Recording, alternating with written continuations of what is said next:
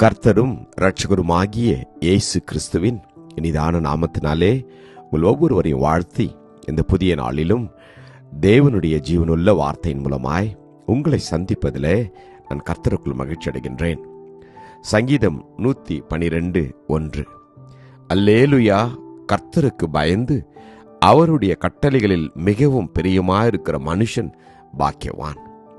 Psalms 112:1. Praise the Lord.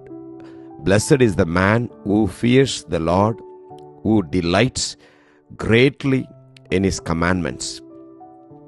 ஆமென். கர்த்தருடைய நாமம் மகிமைப்படுவதாக. வேதத்தில் தேவனுக்கு பயந்து வாழ்ந்த அநேகர் இருக்கிறார்கள். கர்த்தர் இந்த நாளிலும் நம்மை பார்த்து சொல்கிறது, இயேசு கிறிஸ்து உங்களிடத்திலும் என்னிடத்திலும் எதிர்பார்ப்பது ஒன்றே ஒன்றுதான். அவருடைய வார்த்தைக்கு நாம் கீழ்ப்படிந்திருப்பதே கர்த்தருக்கு பயப்படுகிற பயம். அவருடைய கட்டளைகளின்படி நம்மை நாம் நடக்கும்படியாய் அர்ப்பணிக்கின்ற போது தேவன் அதில் பிரியமாயிருக்கின்றார். வேதம் சொல்கிறது, கர்த்தருக்கு பயந்து அவர் வழிகளில் நடக்கிறவன் எவனோ அவன் பாக்கியவான். அவருடைய வழிகள் எல்லாம் எப்படிப்பட்டவைகள்? குறுகலான பாதைகள்.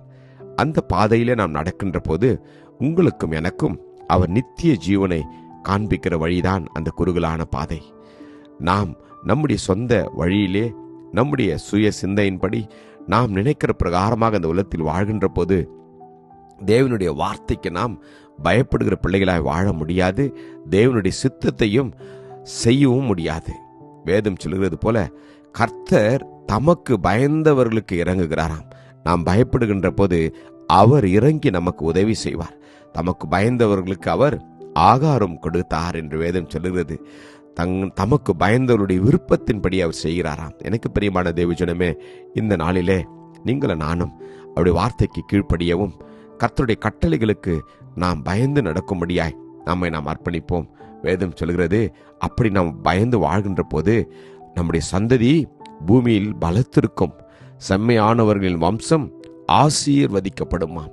அது மாத்திரமல்ல, ஆஸ்தியும் ஐஸ்வர்யமும் அவன் வீட்டில் இருக்கும். அவனுடைய நீதி என்றென்றைக்கும் நிற்குமாம். அல்லேலூயா. எனக்கு பிரியமானவர்களே, இந்த நாளிலே நாம் தேவனுக்கு நம்முடைய இருதயத்தை அர்ப்பணிப்போம். யோபுவை போல தேவனுக்கு ஒரு பயந்த ஒரு மனுஷன். ஆம், ஊத்ஸ் தேசத்துல யோபு என்னும் பெயர் கொண்ட ஒரு மனுஷன் இருந்தான். அந்த மனுஷன் உத்தமனும் சன்மார்க்கனும் தேவனுக்கு பயந்து பொல்லாப்புக்கு விலகுவருமாய் இருந்தானாம். நாமும் கூட விதமான ஒரு முடிவு எடுப்போம். உலகத்திலே உபத்திரவங்கள் உண்டு, பாடுகள் உண்டு, வேதனைகள் உண்டு, தேவைகள் உண்டு, கஷ்டங்கள் உண்டு. இவைகள் எல்லாம் மத்தியிலும் தேவனுக்கு பயந்து பொல்லாப்புக்கு விலகுகிற பிள்ளைகளாய் நம்மை நாம் அர்ப்பணிப்போம். கர்த்தர் நம்மை அவர் நிச்சயமாய் ஆசீர்வதிப்பார். தேவனுக்கு பயந்த அநேகர் வேதத்தில் உண்டு. இந்த நாளில நாமும் அப்படி நம்மை அர்ப்பணிப்போமா? ஜெபிப்போம். கிருபையும் இரக்கம் நிறைந்த நல்ல தகப்பனே, இந்த நல்ல நாளுக்காக உமக்கு நன்றி அப்பா. உமக்கு பயந்து உம்முடைய கட்டளைகளிலே நாங்கள் பிரியமாக இருக்க எங்களை அர்ப்பணிக்கிறோம் அப்பா. கர்த்தருக்கு பயந்து அவர் வழியிலே நடக்கும்படி எங்களை அர்ப்பணிக்கிறோம். அர்ப்பணித்த ஒவ்வொருவருக்கும் உதவி செய்யும்படியா நாங்கள் வேண்டுகிறோம். நீர் அப்படி செய்வதற்காக உமக்கு நன்றி. இயேசு கிறிஸ்துவின் வல்லமையுள்ள நாமத்திலே ஜெபிக்கிறோம், ஜீவனுள்ள நல்ல தகப்பனே. ஆமேன். God bless you. Jesus loves you. Amen.